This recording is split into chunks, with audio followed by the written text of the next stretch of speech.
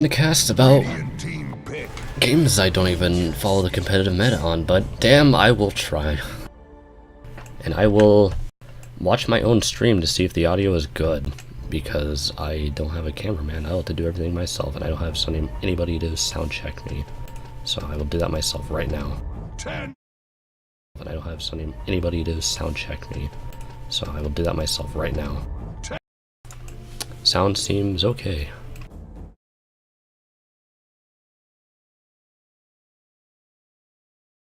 And I want to actually make sure I have the right stream title this time, because boy, I've made that mistake before.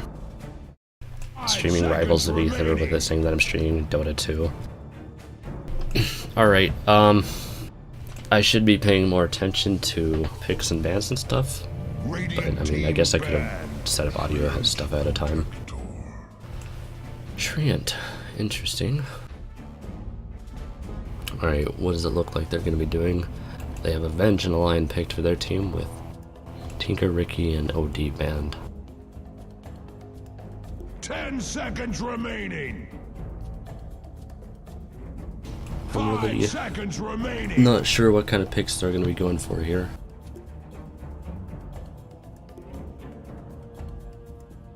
I think in-house pugs, it's not really just like I played like pugs or just like in-house 5v5s before, and the meta is not even about like, oh hey, like this hero is really good, like we should ban him, or like it's just like, oh, I know this guy has like 300 games on like Invoker, therefore we should ban Invoker, and that becomes the pug meta.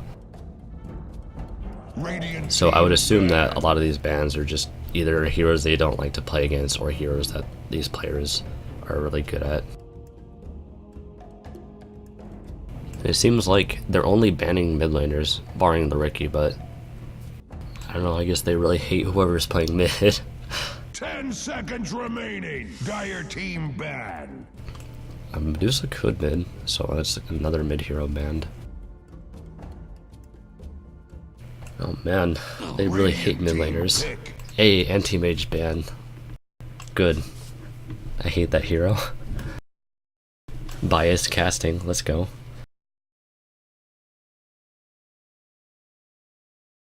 Oh boy, my neighbor is smoking right now. Wonderful. Give me a minute to close my window. 10 seconds remaining. 5 seconds remaining. Dire team pick. Alright, picks Tidehunter. Tidehunter is a very good hero. He is also very close to the camera. Hello, Tidehunter.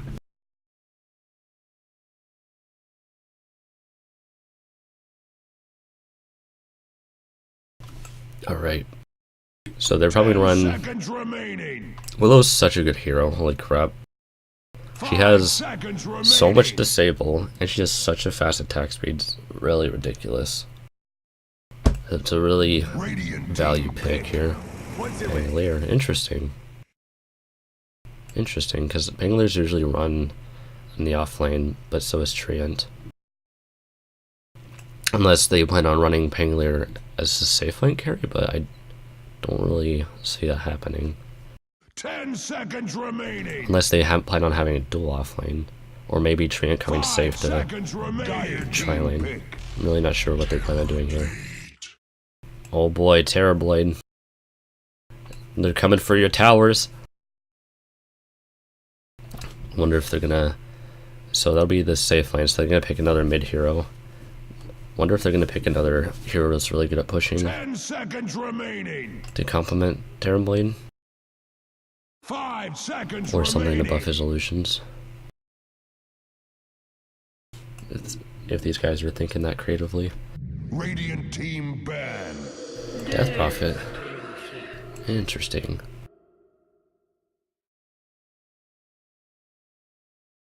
See, like, I really this is my high level commentary right here. I just like Death Prophet. Interesting, because I really don't follow the competitive Dota meta as much as I should.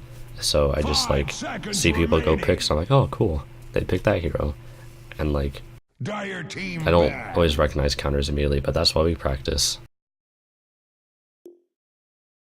Because I used to do used to cast TF2, and that was a lot of fun. I actually like followed the TF2 meta really avidly, I guess. Dire team pick. How come they're yeah, so they're banning Razor probably because they know that they're gonna have to pick a mid lane hero now. And so I'm actually really interested to see what they pick for their last hero here, because I don't think Pango's gonna be a safe lane carry. Luna, yeah, there we go. Luna's actually pretty good. She can have ways to deal with the illusion and just good counter push to the Terror Blade. Right, Dragon Knight, yeah, that's what I was thinking that they were gonna pick. I don't know if I mentioned that earlier, but I was thinking, I'm like, oh, they're probably gonna pick like a DK mid for the extra pushing power. So I guess that's what their game plan here is, to just push really hard. And this really, like, they really can't let this game go early. That's basically their plan. Is the Radiant are just gonna try to push really hard, and the Dire have to spend their time defending and not letting this game go. They can't. They have to let it go late. And they're, on the other hand, they have to let it, or they can't let it go late. I mean, Terrorblade's really scary, but their late game lineup looks a lot scarier with Pangolier, Death Prophet, and Luna. Those three heroes will become really strong. And then while Terrorblade is a good hero, or sorry, Dragon Knight, good hero, not like the hardest of carries. So I guess we'll check out to see through their early item builds to see what they have in mind. Oh, hello HUD. You are currently breaking. Yes, there's no Ricky in this game. Alright, what do they got? Terramite. Who's Terramite gonna be laning? Yeah, actually that's what I'm curious about. Who is in their off lane? It's gonna be Pango and... Is it just Pango? Where's Treant? There's Treant. Oh man, the ping wars. Was that intentional? It looked intentional.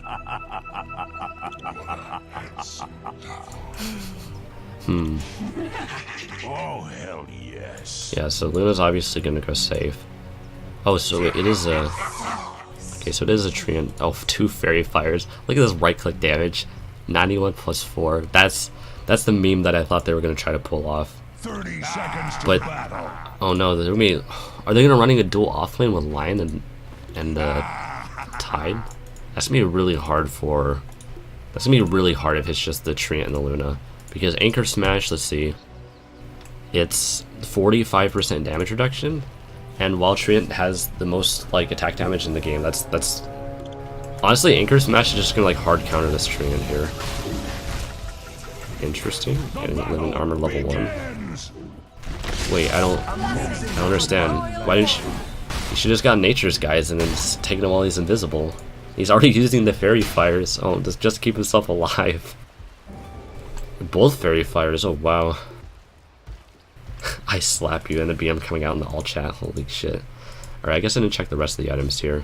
Oh, it looks like our DK has the rest of the items for the entire game planned out in this quick buy here. So he has Power Treads, Soul Ring, Magic Wand. I think he needs to get Magic Wand first against Death Prophet. And Death Prophet getting Magic Wand against DK is not a bad idea. And so,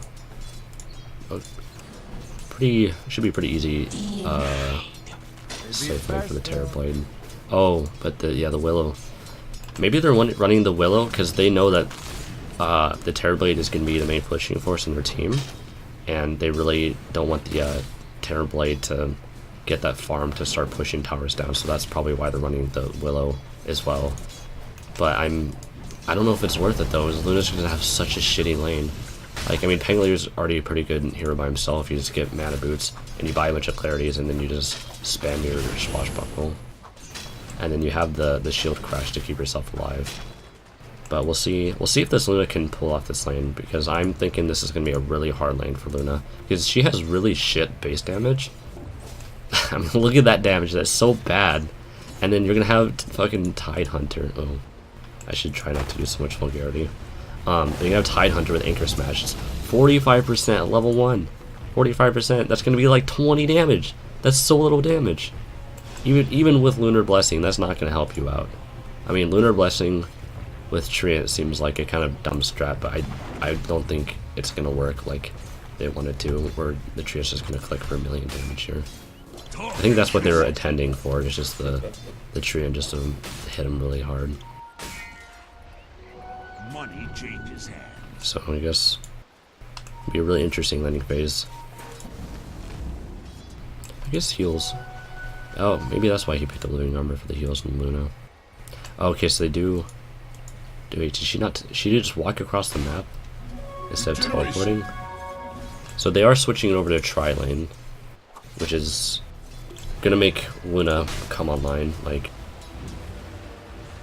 Luna didn't really have a chance without the tri-lane. But I mean, like, even with the tri-lane with the Treant, it's still kind of tough because, like, it's really hard to do things as Treant. None of them have Orb of Venom. Just curious if they did. Sometimes Treants will get it for harass here.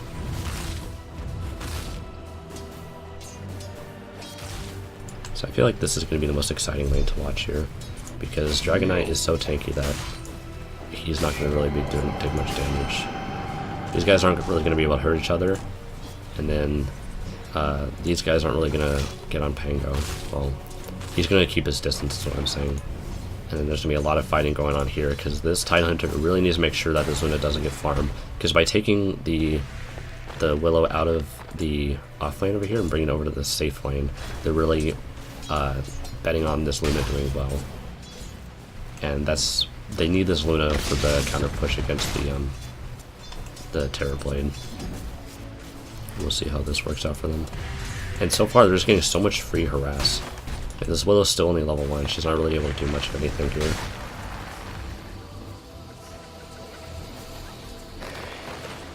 Not on my watch. Let's also take a look at vision they have. Putting a ward up, watching the rune. Which is, I mean, it's a good ward, but a tri-lane, I think they probably should have put it more aggressively onto the bounty rune. Because you're not really scared of a gank here. Oh, is this going to be first blood? Yes, it will. At 4 minutes, and it's not the slowest, but that's pretty late. See how the Penguin's doing here. He's doing okay.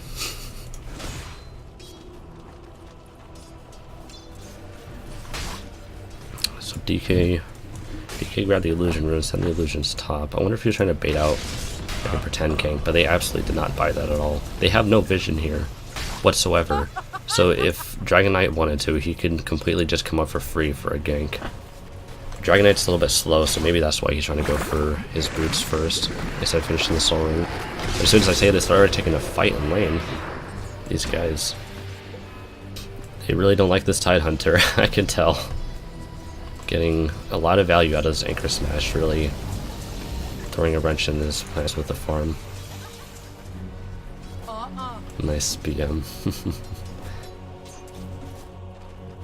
And then on the other end here, with Pingler just doing his best to stay alive, keeping his distance, keeping himself alive with Shield Crash. And I'm wondering if when we will see a rotation from Dragon Knight, because really that's going to be a lot of free easy kills. Well, I don't know about free easy, because Tidehunter is super tanky, and he has the Kraken Shell to dispel himself, and they also have the Lion with all the disables. So I wouldn't really call it free, but it's definitely an option on the table for them. Oh, and especially with the Invis rune, that'd be perfect for the DK to just grab that and walk up with it.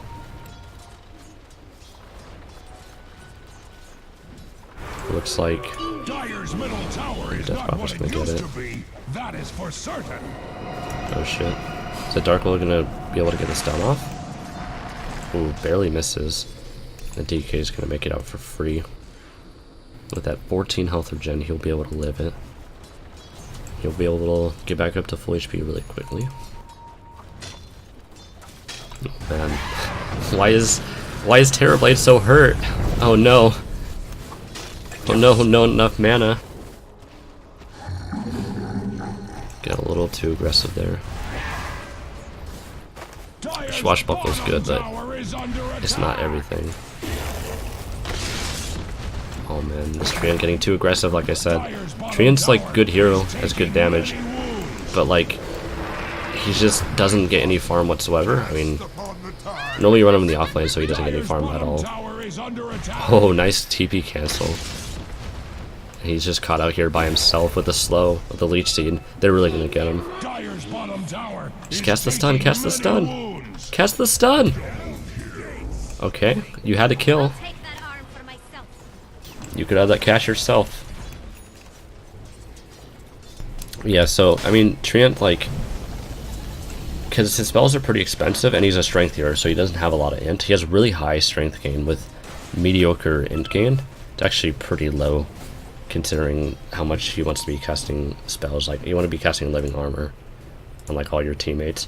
And he doesn't have a lot of regen outside of living armor, so if you get, like, aggro on people in lane, and you start taking damage, you just don't get your health back, and then so you just really like sitting there like not doing much, especially with one armor. It really makes things hard. It's just really hard for Treant.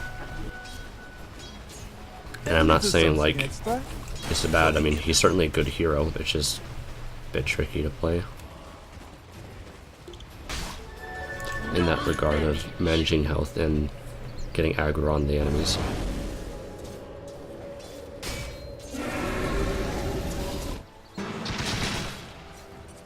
Penguin is going to be going for mana boots.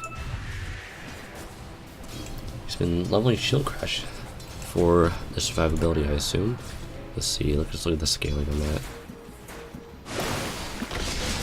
Oh, Tree's getting caught out. Caught out in a tri-lane. Not really sure how that works. Almost killing him. He really has to put himself into risk to get much. And I guess with Dark Willow is basically roaming at this point. So I feel that Luna is strong enough that she can start farming and not have to worry about the pain of a tri-lane. Because we saw Willow go mid a couple times, and I think Willow's just going to be committed to roaming at this point. And with no smokes, walking right into their ward. Placing a ward on top of their ward. I wonder if anybody saw that.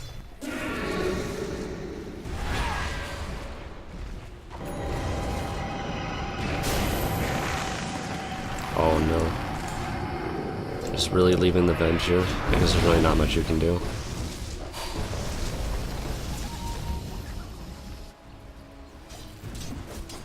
Alright, let's see if this Luna can really function on her own with a Treant. Treant doesn't have that luxury of being able to harass the enemies from a range. Oh man. And the sentry catching him out, they see him getting the stun on him, and almost the kill. I'm really surprised they didn't. Oh no, and he's just backing, leaving the Luna to herself, and the Tidehunter does not care that the Luna's just going in on the lion. Wow.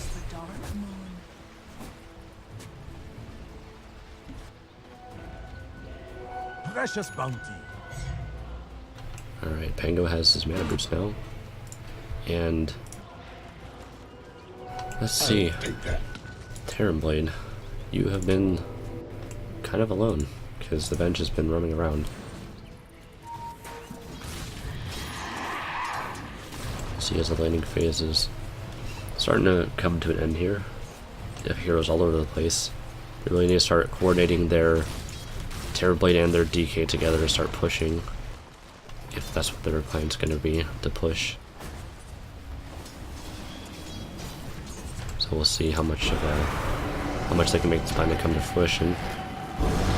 And again, Death Prophet's just trying to go on this Dragonite, and while Spirit Siphon's very good against Dragonite being a strength hero, he has a lot of regen, and he has all those wand charges to keep himself alive, which makes the mid lane pretty easy for DK.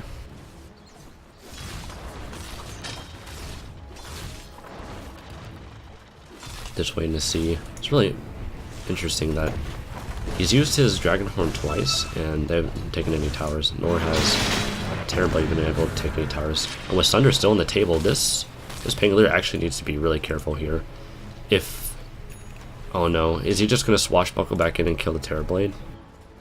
He might be looking to. Or is he gonna actually play around Sunder? It's Terrorblade. Oh, he's hiding. He wants the Sunder.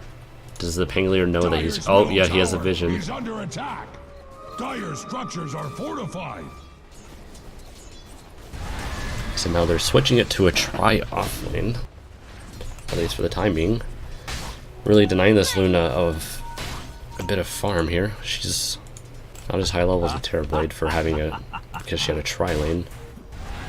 And she really needs the farm to make up for the lost TXP. So tri-lane v tri-lane. Let's see how this goes. I also want to see how this standoff goes between... Oh, yeah, looks like he did get the Sunder off. Because I see that Pangolier just hanging on to the living armor. No health, and this Terrorblade is very healthy. I'm be jumping right in on him. Oh my god, gets the Rolling Thunder. I'm just gonna roll circles around him, and he still hits him with it. Oh no, he's actually gonna get the Terrorblade. Damn, what a good driver. Wow, this shoutouts to the Revenge helping the Luna by reducing the armor, but it was just an elaborate bait. Oh my god, this Luna, how is she not dead? And the Ravage comes out and it doesn't even kill Luna. What? Oh my god, oh my god, the question mark with all chat PM. Wow. Oh my god. And I was thinking like this was some elaborate bait with like trying to reduce the armor on the creeps and the Luna's gonna walk back in, but then the Luna stayed alive throughout that fight. Oh my god. Was that intentional? It looked intentional. The Pangolier voice lines. Wow. What's the range on her ult? Eclipse? I'm surprised it didn't even hit any of those lane creeps or any of those jungle creeps. It just worked out so perfectly with her getting that good RNG. In the meantime, oh, Dragon Knight trying his damnedest to get this tower down. I guess I didn't think about this at the time, but Treant Protector was a pretty good pick for the living armor to put on the towers. But it's just really hard though, because it's like you're playing whack-a-mole with these towers where you're trying to protect the mid tower, and then the DK, or sorry, not DK, Terrorblade is just able to get a lot of damage in on the bottom tower. So it's like you rotate your team to guard one tower. Yeah, they rotate the bottom to stop the Terrorblade, and as soon as they do that, they're just back mid again, taking this tower. And living armor's not going to do anything to save mid. And finally, the first tower taken at 14 minutes. Maybe they might be looking to get the bottom tower pretty soon too. But that opens up a fair bit of map control. If they can actually get the would be really advantageous for them if they could get the safe lane tower here. Oh, I don't actually, can they see me drawing? I hope they can't see me drawing.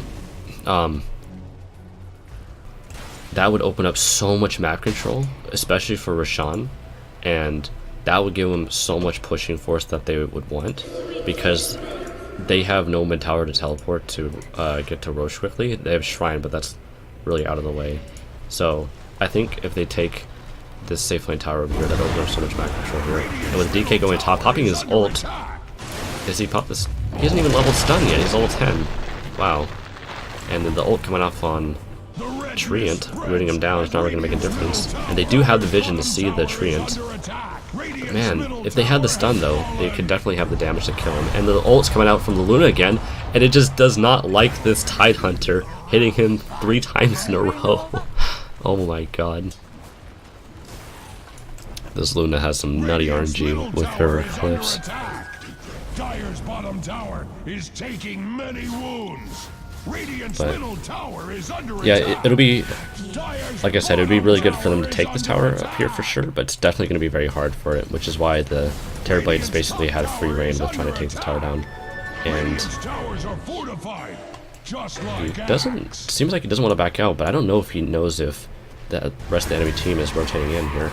And he still has Sunder, so it's going to be really good for him. Oh man, taking the Death Prophet and getting that Sunder as he's stunned. It's going to be easy killing this Pangolier. Oh, except the Terrorize is going to come in and interrupt that. And he's just going to roll in anyways, not giving a shit that his health is this low. and the rest of the team kind of just disperses with that terrorize. Axe observes They're really carnage not wanting to underway commit to at any sort of Radiant's fight here. top tower. They are walking back in pretty slowly. I don't know if they have any detection. Oh, they do. Okay, they do have a sentry ward, which is good. Stun's coming out on the Terror Blade. And they do have, they have 3 players here at the ready. Treant obviously invisible. They do know he's here. And they really want this tower here. But maybe we could see DK push out Luna out of the top lane here while they distract the men on bottom. Especially, oh yes, they do rotate their Venge over. So looks like that's what the intention that they have here. And she doesn't have enough, oh, she just got enough mana to swap. And if she can swap into a Dragon Tail stun, it can definitely get a lot of damage on this Luna here. And she doesn't have Eclipse yet, so if they do want to take a fight, they got to take it pretty soon here. They do have the players rotating over, so it seems like they won't be able to do anything. Just going to have to get back for now. And I guess focus back on the bottom tower as they rotate their heroes away. Treant actually just bringing this tower back to half HP. Here we go. Here's the Terror Blade and Dragon Egg combo. They're taking out the tower. The Pangler's coming in. Oh, trying his hardest to contest, but getting stunned by Dragon Tail.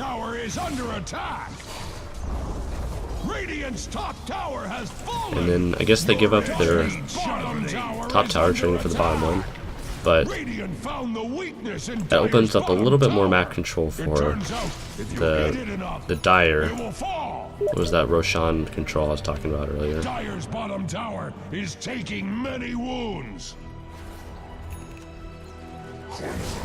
So I think they're just going to keep trying to push their advantage here, because there's no signs of rotation so far. And this Luna just knows. She knows her Eclipse RNG is just so good, and she just knows that she could just kill anybody she wants with it. It's a unit target spell now. It must be that that cosmetic that she has that changes the ult. I don't actually know what the cosmetic's called. Can I check? How do I inspect players? Whatever, it doesn't matter. Skins equals wins, as they say. Especially the taunts. Taunts is what makes all the difference. Oh my gosh, she's getting a lot of damage on just harassing.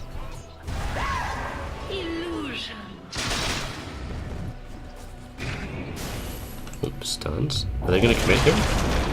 The Treant ult preventing them from going anywhere. And they're really just trying to take a fight here. Oh, the Sunder. Luna's so weak, gets fingered. Oh no, there's so much damage coming out with the Willow ult, just eating away at this Lion, but she's really going to pay for it. With the Terror Blade focusing the damage on them, and the rest of the team just pushing up with that. Getting those 2 important picks there. Man, he's been getting so much value out of these Sunders. It's ridiculous. He's just really destroying them as they start the fights. He's starting the fights with the Sunder, which is really wrecking them here. And then we have the DK Terror Blade that's just going to absolutely shred through this tower. And the Treant's here to try to protect it, but that living armor is not going to do anything for him. Wave of Terror. It helps a lot with throwing waves. Dire's top tower is in one of them. There we go. That's the tower that they needed to take. So they have all this map control now. So if I could draw a line down the map like this. This is like, well, I guess this area right here is different. Kind of like map controls like that, basically. And by having it like that, it opens up control for them to be able to do Roche. Dire's top tower is under attack. Wow, they actually got a lot of damage on that tower, and I'm really surprised. Like, Catapult Minion's doing work. Tower is under attack.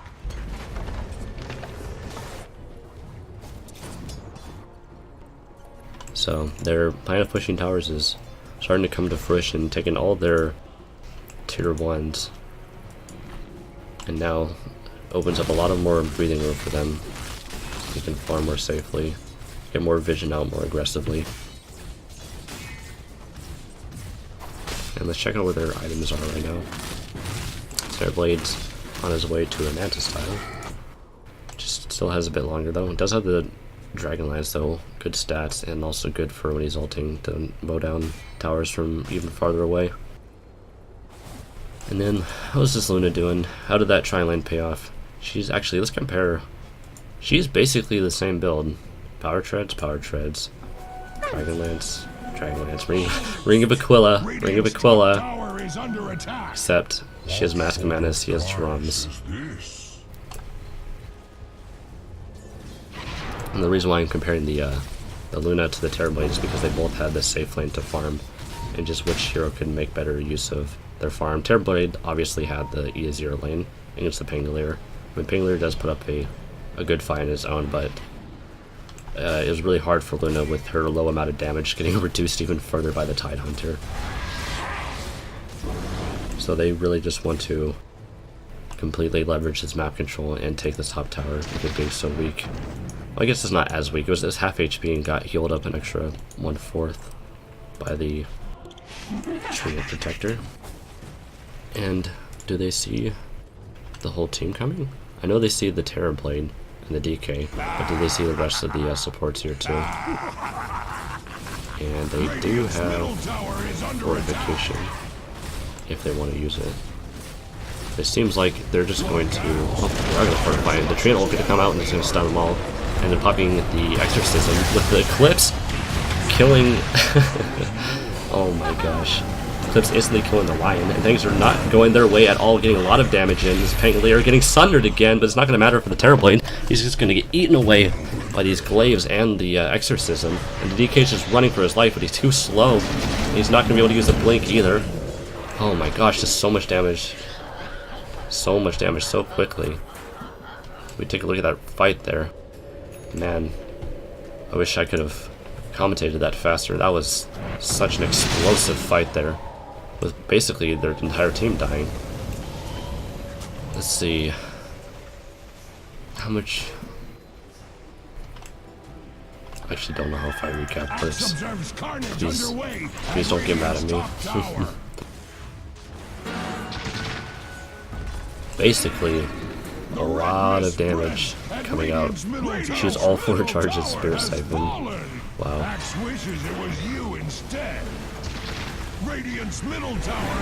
And right now they're just gonna be, yeah, completely pushing this advantage here with this Luna just absolutely demolishing the towers here. She does finally have her Mantis Tower. Does Terrorblade have his? No, Terrorblade. Wow, that gave him so much freaking money. Can we check how much money they got there? Luna got all those kills. Look at that. And then the Lion overextending there, trying to protect the tower, gets killed again. Just further paying out this Luna here. Let's look at the current gold, or sorry, gold per minute. Yeah, the Luna definitely coming out on top in riches after that fight there. Everything just went so well for the Eclipse dealing so much damage earlier.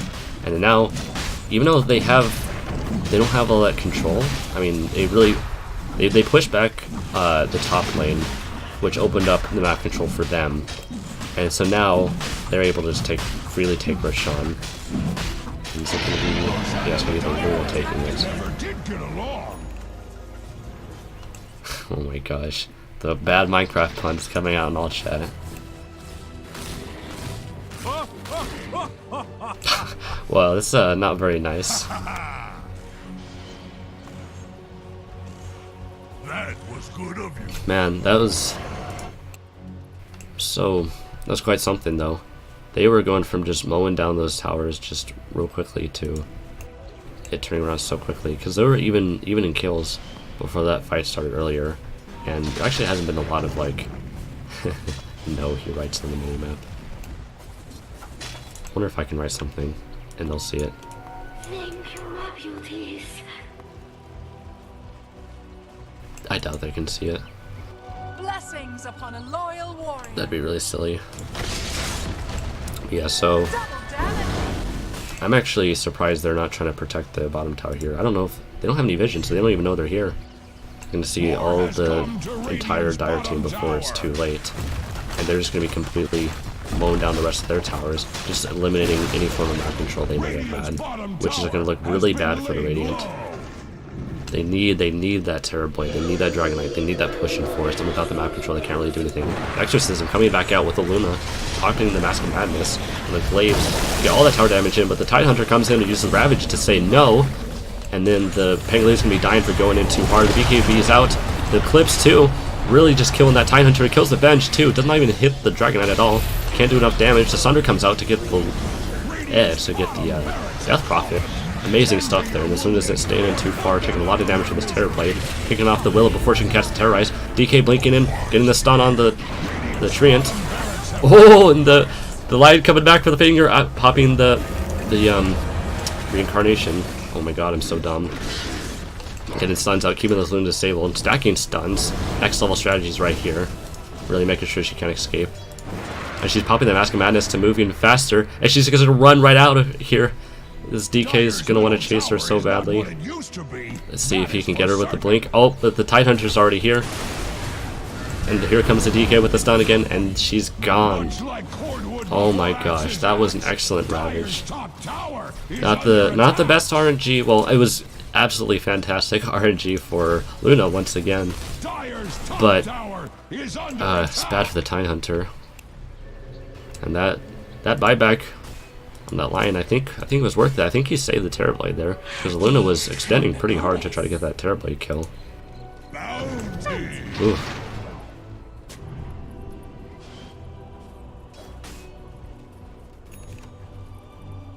That was quite a fight. And then now they are going to push back out the bottom lane with no damage dealt to the bottom tower. Oh man, top tower almost died again to catapults. And this Treant has been doing a very good job of keeping them healed back up, getting these towers up to full health. And they're just going to be walking straight in here. They do have full numbers on their team. Still, oh, here comes the Lion getting disabled right away, getting the stun, getting the roots, getting everything. They do not want this Lion living. And ult coming out, get the Overgrowth coming out again, with the BKB still getting rooted. The Pangolier's just going to come run them all over. Trying to blink, but missing, barely. They will catch the Venge because she is not quick enough, and the rest of the team's going to have to retreat with the two supports dead like that. They do not have the number advantage to fight them out. They don't see the DK teleport. And they're really just trying to look for the teleport right now. Is he? How fast is he? 463? Is there anybody faster than him? No, he's really fast. This Drum's too are going to make it really easy for him to get away. Also get in for that matter. Oh, but he's just staying to farm. What are you doing? Run! Top of those drums, you gotta run, you gotta run! Oh, but are they gonna try to turn here? He does pop Metamorphosis. Maybe he just got scared there. That was not good. A little bit of bait by their team going on. That's not good at all. And they are just sitting on defense now. They did not want to have the game go to this point where they just have to sit and play base defense, because they do have a pretty good amount of counter push on their team. They have the Death Prophet with the Exorcism, and they have the Luna with the Glaives, and that would be excellent against the Terror Blade and the DK. Basically, team push versus team push, and the team with Terror Blade, the Radiant, sorry, they wanted to come out on top because they can play that early game really well, and the late game looks really scary for them against Dire's lineup. So let's take a look at the gold per minute again, and further Luna is just getting ahead in value. Does she have a killing spree right now? Oh no, she's not, because she died earlier when she's pushing the base. How much gold did that give earlier? Can I scroll up? Oh, I should be paying attention to the game, because the Terror Blade's just going to the jungle and farm, getting caught out here, getting hit by the Rolling Thunder. The Ravage coming out, just stopping the counter push here. At the same time, they're going to have an Overgrowth, and just so much damage from that ult. The Exorcism and the Willow's ult just eating their team away. But he does not get a Sunder off. Oh, he doesn't even need it. And just out-damaging them here. And they're still taking on the fight here. DK is like coming in like, come on guys, I want to fight here. And he's just being left alone to himself, trying to get this Willow down.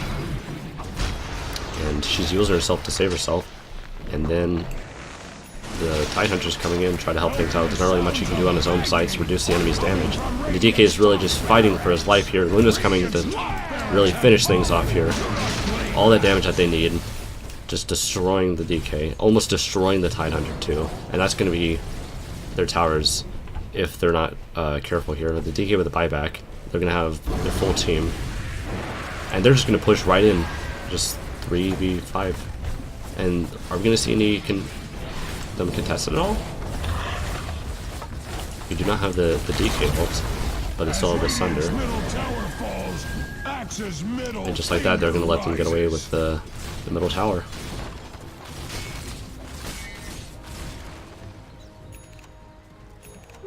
This is our moment, Jax. Damn. The Dire's just taking these massive explosive fights that they just get so much damage on. The Death Prophet, just using her Exorcism, using the Spirit Siphon to suck away a lot of that Death Knight's HP. And then the Crypt Swarm, sorry, I always forget the name. I always think about the Warcraft free spell names. Oh, but that line's gonna get caught out by the Willow using Bedlam.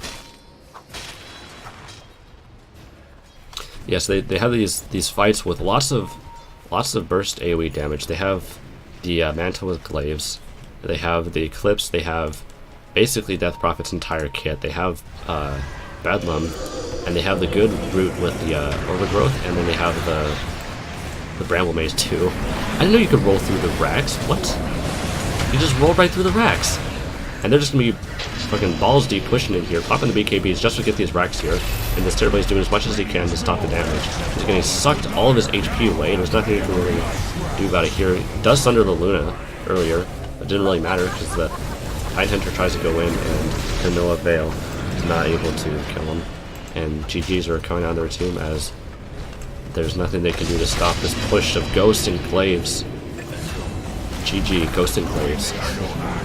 Dire takes the day. Not that there's anything wrong with hacking.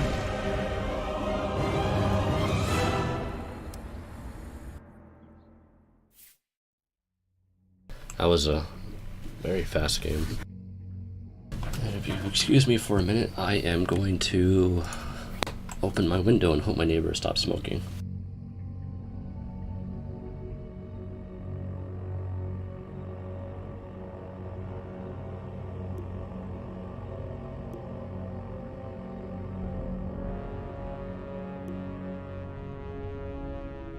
All right.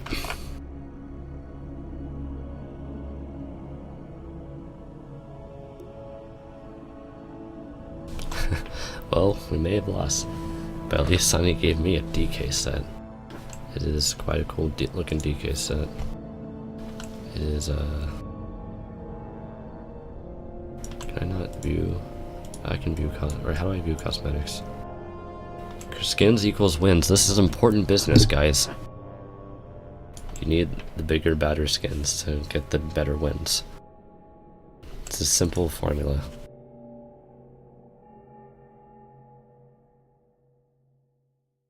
So let me, yeah, it's best of 3, so sit tight, boy, is what I'm being told. I'm sitting as tight as I can. So, I guess we can look at some of the graphs and stuff while we wait for the next game. So I guess I didn't take a look enough at the items. That's something I should work on doing. So we saw a pretty identical itemization as the Luna and the Terrorblade, both trying to push really hard. Let's see, only 2 BKBs this game, interesting. I know that DK wanted that BKB to stop the Spirit Siphon from doing so much damage to him. Revenge with the massive armor reduction. I saw that synergy with the Terrorblade just deleting people really quickly. And then really not much items in the way of the rest of their team, just supports that don't have enough money to really buy much of anything. And I will try to remember how to join lobbies.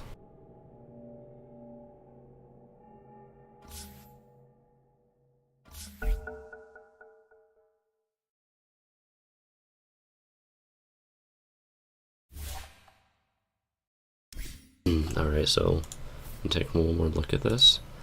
So yeah, it seemed like a a pretty even game for the most part. Things started to get away as they got a little bit more farm, but then they had that really good fight, and then they tried to push the Dire tier 2, and just that's I guess where it all went downhill from there. Just they just lost everybody in that fight, and they just couldn't keep their advantage. Well, I mean like they couldn't keep their advantage. Like their advantage was gone from there. And that Luna, oh man, crazy net worth.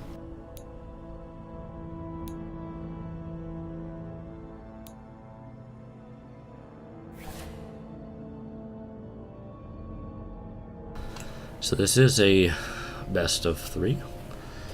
We are going to see the same guys play again, except this time the people that are on Radiant are going to be on Dire, and the ones that are on Dire are going to be on Radiant. I guess swap sides or whatever. The Radiant advantage. We'll see how that plays into their favor here.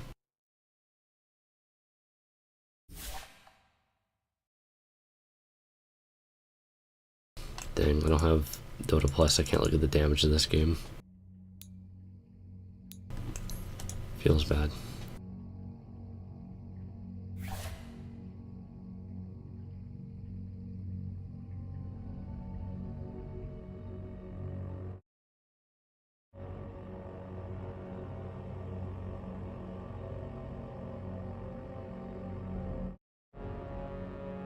So I guess it's just up to them to start it whenever. Now that we've done the sound check and make sure the stream is all good, I can actually start by trying to do analysis at the start of the game when they were doing hero picks, rather than starting halfway through the picking phase.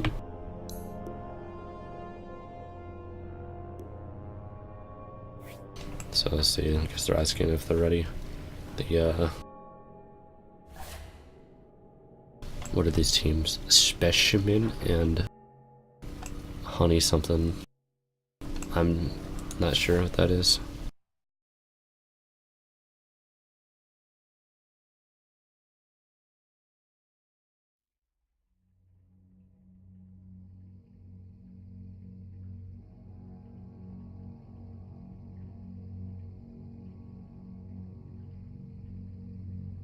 Actually, I do want to see how much healing that this Train Protector had. I wonder if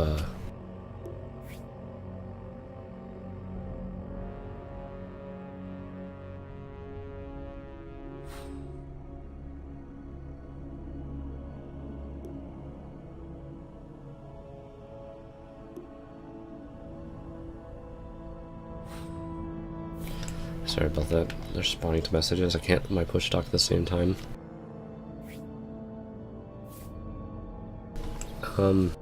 What does he say? I can't wait to be Flameroid.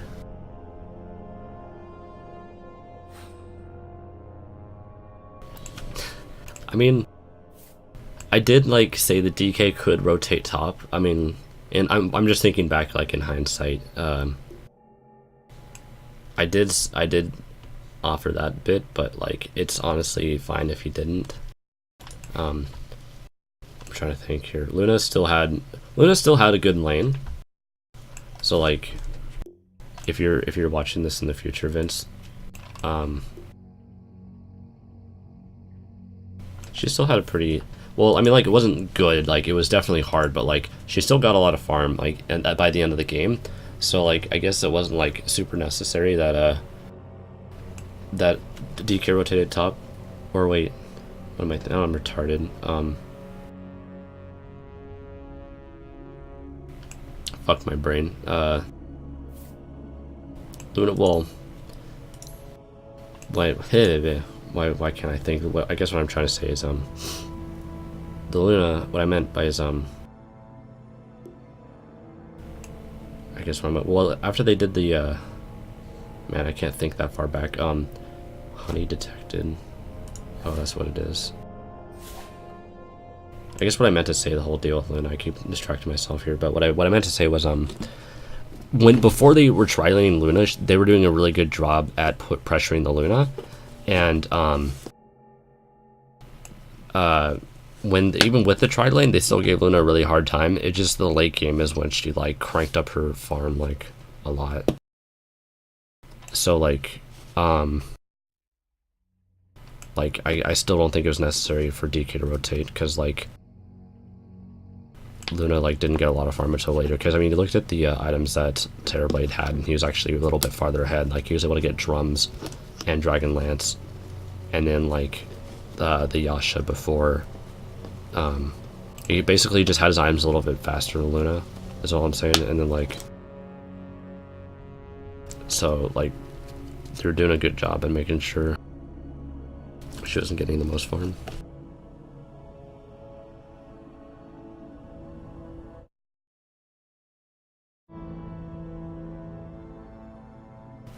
I guess we're still waiting. I also don't know like any of these people, so I will refer to them by their heroes that they're playing. Says we ready. Are we going? Yes, replies V North.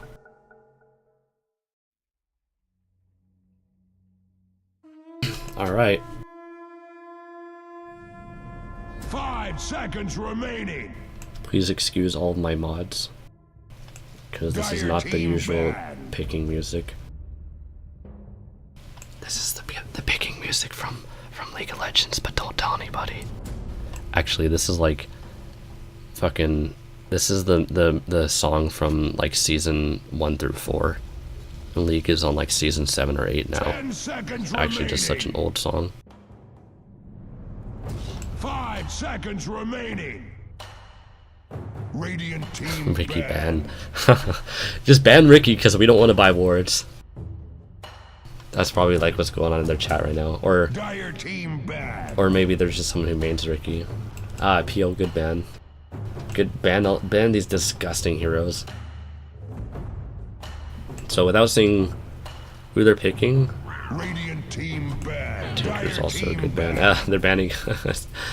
Oh my gosh, they got so much value out of that Dark Willow last game. But it was Specimen is the one that picked Dark Willow though. And now they're banning her? Interesting. Well, I guess they're back to just banning a bunch of mid heroes again. Banning Tinker, banning 10 OT. seconds remaining. 5 seconds remaining. So I mean, without seeing who they're picking, I can't really tell like what ideas they have here. I mean, like, I don't know if they're just gonna keep banning a bunch of mid laners. Like they banned a mid laner, they banned 2 mid laners. So I guess these guys just really hate mid laners. Or like I said in the first game, they really hate what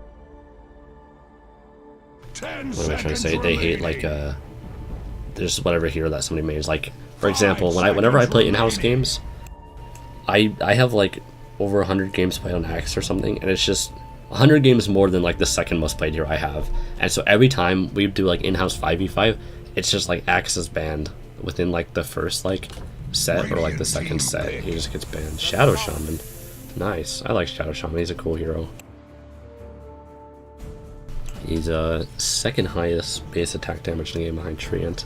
So maybe they're trying to keep that up with the really high base attack damage, but that was Specimen that picked the Treant last game. Remaining. He will have good disables and wards are pushing. 5 seconds remaining. Just a really good hero all around. He'll make safe lane pretty nice, depending on who he's with.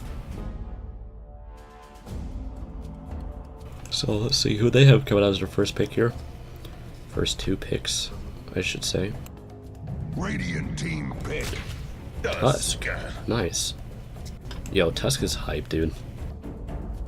Tusk, he's pretty cool. I personally am pretty bad at Tusk. I played a lot of Tusk to learn how to roam, and I always felt like I had no presence in the late game. But I guess that's because I just didn't know how to use Snowball. Snowball is very good for saving teammates. Witch Doctor, also another great support. Being able to get an ultimate ability at level 1 is very strong. Maledict. 10 seconds remaining. But I mean, stuns, the casket is usually better at level 1, but I'm just saying, like, you could level it if you wanted to. And let's see who they pick. I have no clue who they're gonna pick because I don't know who any of these people play, and I don't really see a strategy from based on who they banned and who they picked. All I see is really good support choices.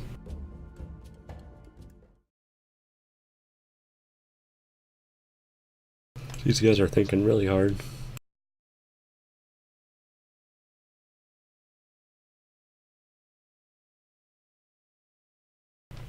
And quite frankly, I don't know.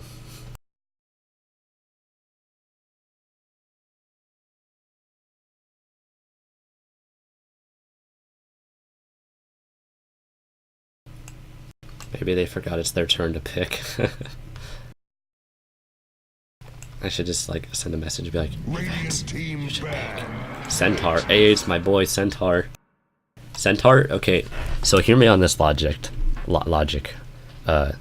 Centaur has the highest strength gain in the game.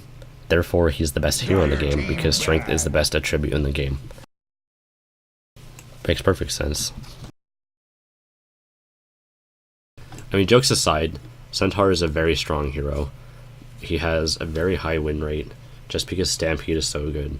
Like, his Thunderclap, I guess it's not called Thunderclap, 10 seconds remaining. Hoof Stomp or whatever it's called, his AoE stun is very good. And then Stampede is also very good. Just two things that make Centaur so good. And also having such high strength, making him so tanky. And it's so nice being able to choose Magic Resist or Evasion at level 10 as your first talent. That just makes life as him so great. And then like you can also build like Halberd for more evasion, and then being able to disarm their right click carry. It just makes them very, very good. Alright, but one thing that does worry me though is Tusk will most likely build an urn, and then with the Centaur pick, they're gonna probably build on Spirit Vessel. Just like build a Spirit Vessel and watch the Centaur cry as his health just magically melts away. He like if Centaur gets like a heart, he'll have like 4k HP, but his health will just magically disappear to a Spirit Vessel. Every strength hero main went on suicide watch that day that Spirit Vessel was introduced. And I know this from first-hand experience because... Oh, hello.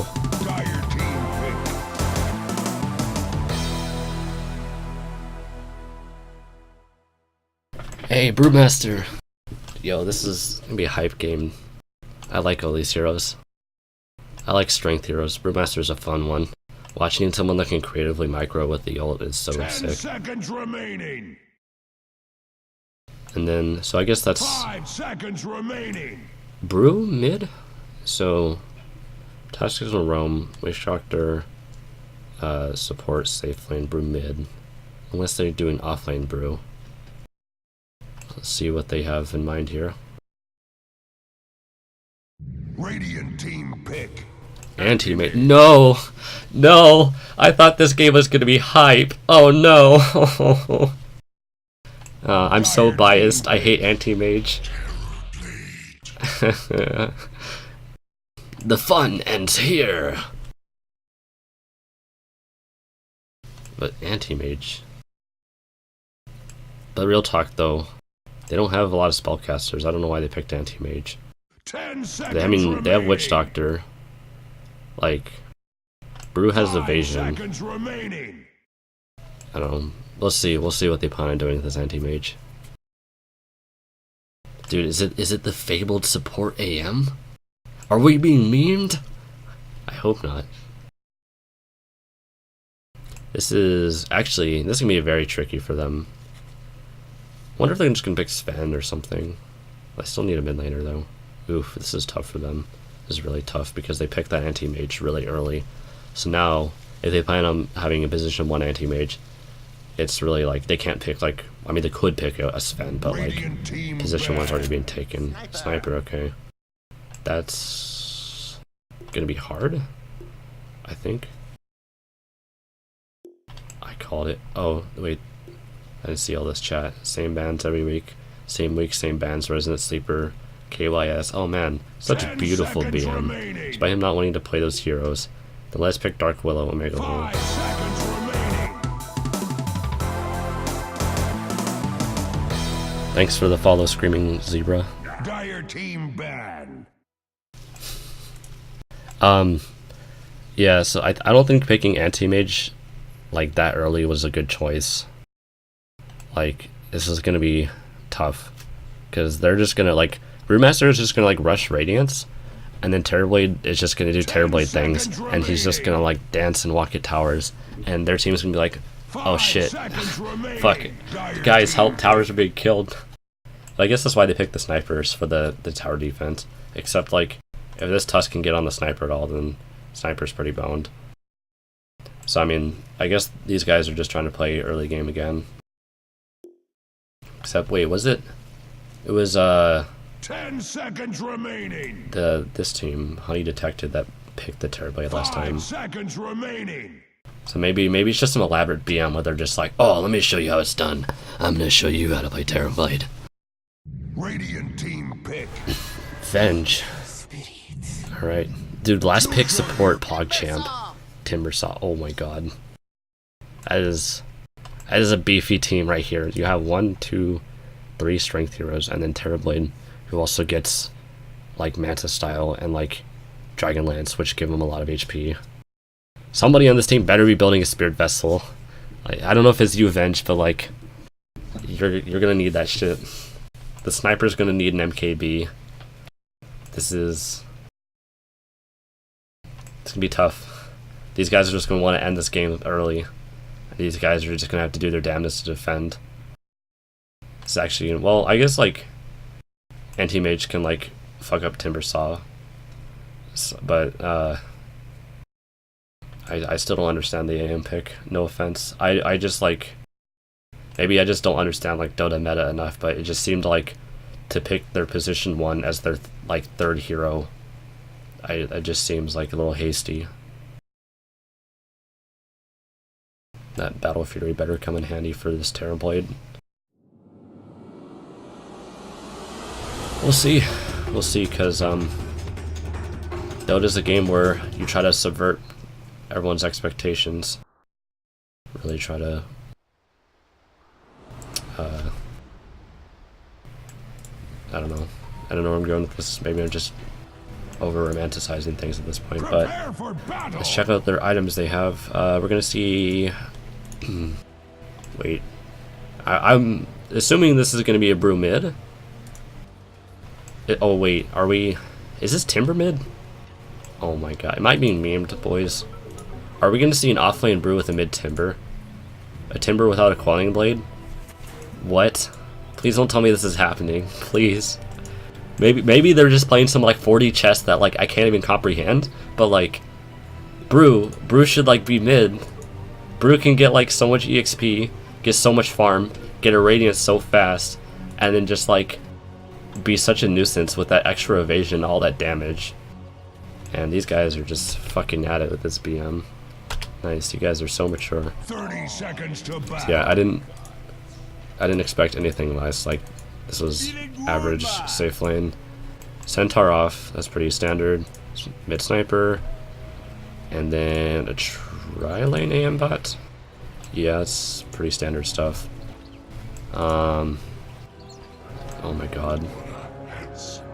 But like, no, they should mid Brewmaster. Oh no, you literally just win with Drunken Haze. It's like, they just, I don't know.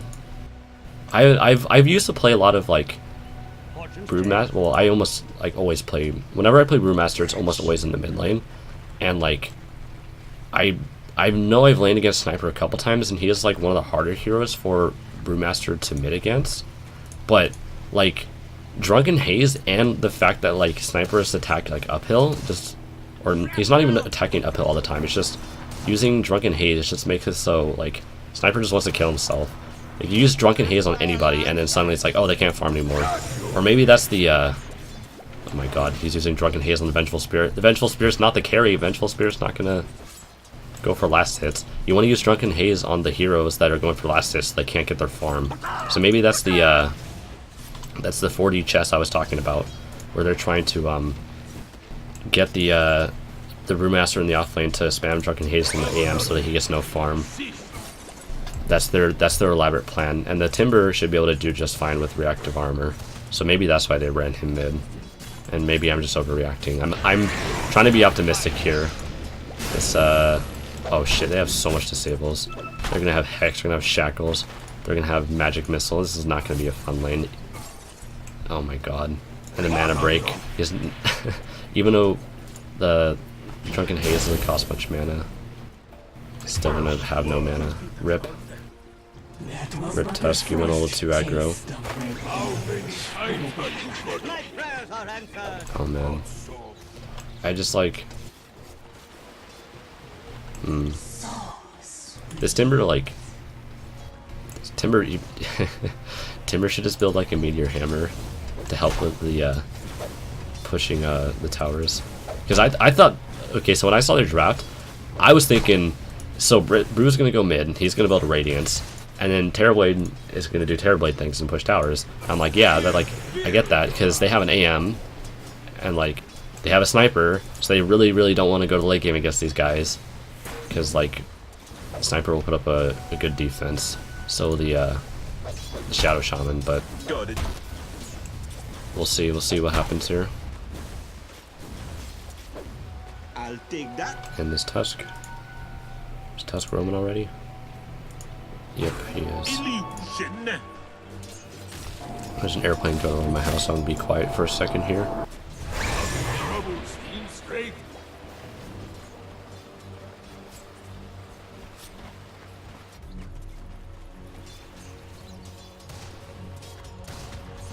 Still, no Quelling Blade on this Timber Saw. Like, yeah, you're getting EXP, but like, what are you doing? I guess the Sniper's just not even going for denies. Oh. Illusion bait, pretending that he's gonna go for a gank here.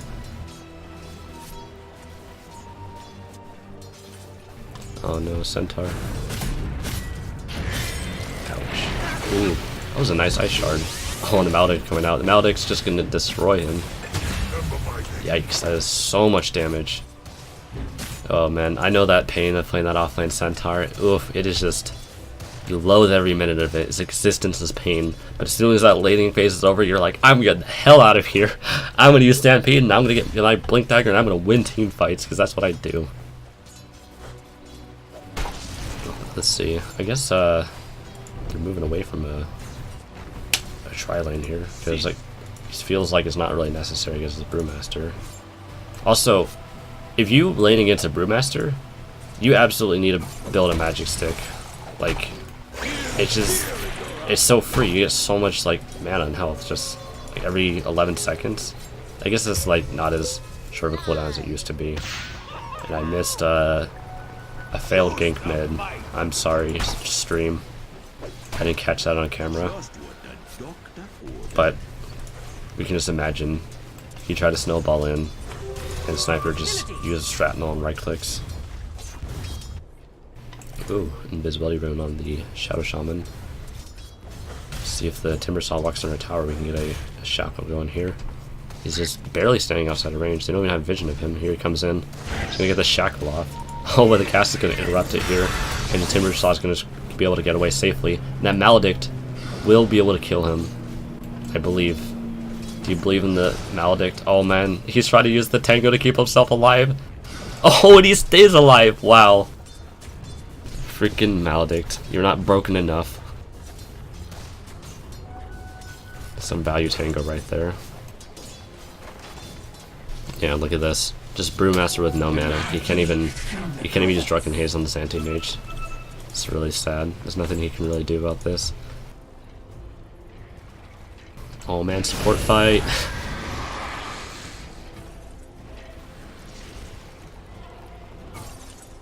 Alright, see what's going on with everybody else here.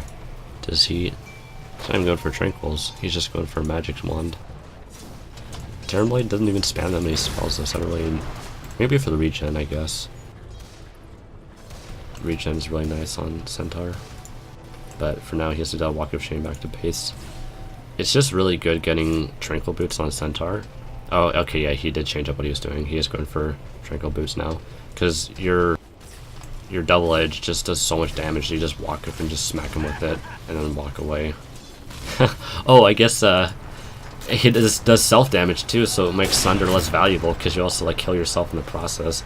But we see Sniper getting level 6 here, and he's just going to be spamming these Assassinates on Timbersaw as soon as they're off cooldown. And Timbersaw has all the armor, but he does not have that magic resist. He has base, but nothing really more than that. And the Witch Doctor coming in with DD. Actually not fast enough to be able to fight the Sniper here, just going to leave him alone. And is the Sniper going to rotate bot? They do have 3 players here. And with nothing more than a Tusk and a Terrorblade, an under-level Tusk at that, because he's trying to be a roamer here. Thank you, Bomba, for the insightful commentary on this match here. And this is a sad remaster. I mean, he'd be pretty sad too in the middle lane, but at least he would have mana.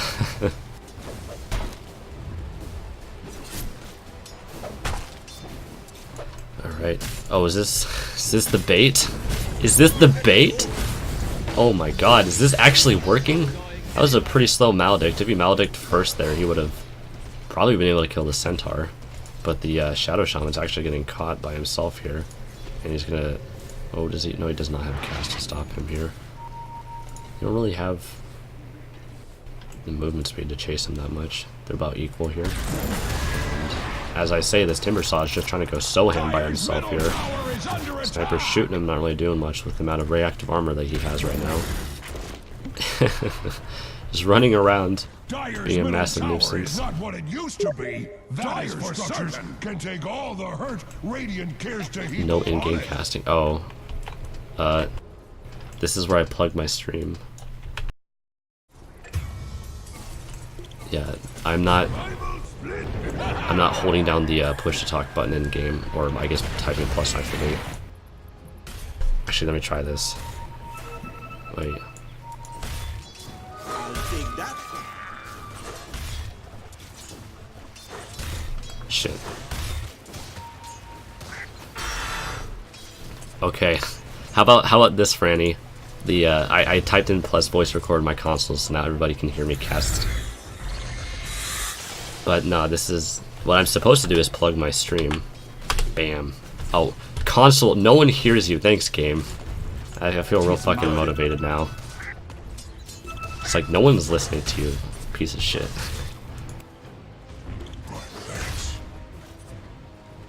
So let's see what's going on the bottom lane here. They do see the Shadow Shaman here. He's only level 3.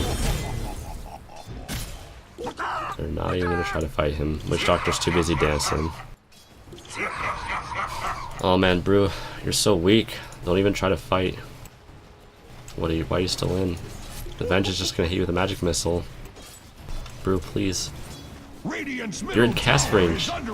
Venge, go walk at the Brewmaster. Just hit him with magic missile. You got the kill. Easy. No balls. No, but that's fine though. Anti-Mage doesn't really have enough health to go fight himself, and the shrine is not up, so he can't really heal up unless he wants to go back to base. And I think Timbersaw is holding his ground pretty well. I'm actually a bit perplexed why Timbersaw never bothered getting a Quelling Blade. Even, like, maybe he didn't want to at the start of the game for some reason, but like even towards later in the game, you want at least to be able to get like some last hits during the laning phase. When I say later in the game, I mean the later half of the laning phase. You still want to be able to get some last hits. So Ultimate just wants to fight. Oh, here comes a Tusk rolling with a snowball, getting the stun off. Creating a wall with his Ice Charge. Nice, easy kill coming out for the Radiant. And that Anti-Mage is long gone. There's nothing really he can do to stop all those disables.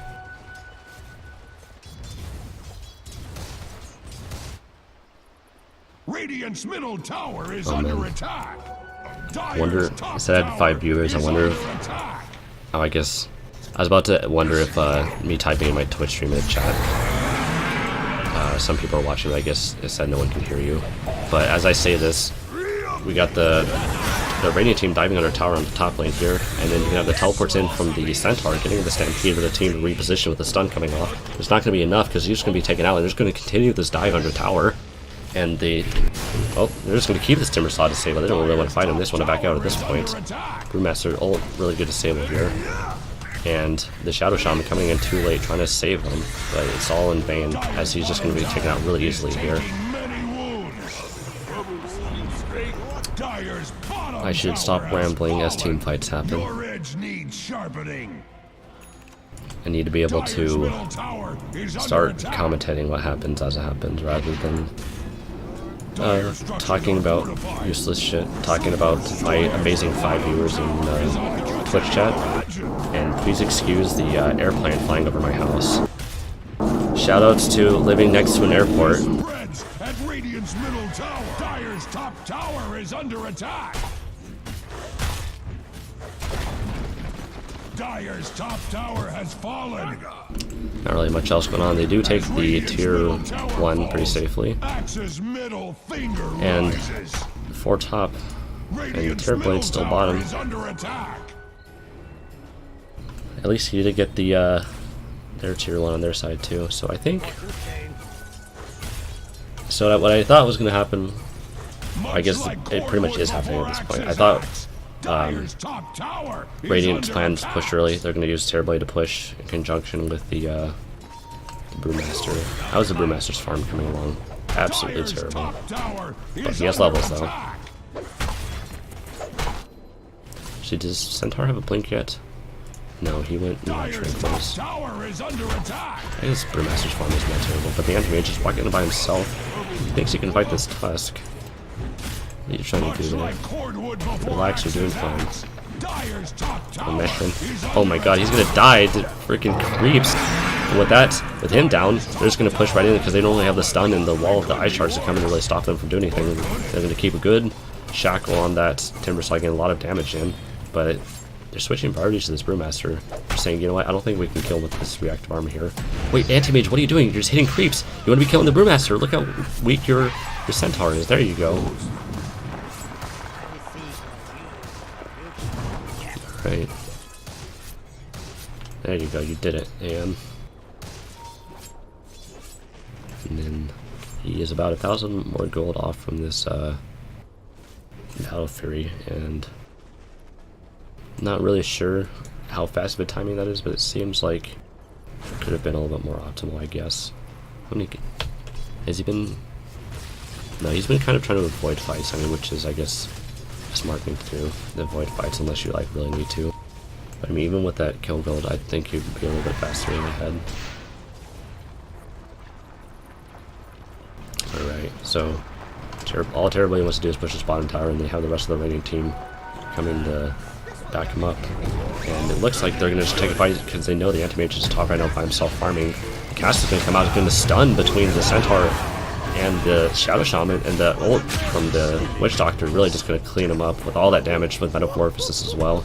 Brewmaster just running in with his ult here, trying to get the disables. Are we going to see a Cyclone? No, no Cyclone. Just thinking about it. Dire's bottom tower is under attack. And then with those 2 players dead, this should be a free tower for them, and the rest of the pushing will continue. Dire's bottom tower Sniper will have to try his hardest for this high ground defense, but it's not really much he can offer besides some shrapnel and maybe an assassinate. Bottom tower is under attack. Brewmaster just says, I don't care, I might take all this damage. The Shadow Shaman getting baited though, thinking that he can get some kills with his Earthbound. If you hit it enough, it will fall. So shoutouts to my Axe Announcer pack for having the world's longest voice lines when it comes to killing towers.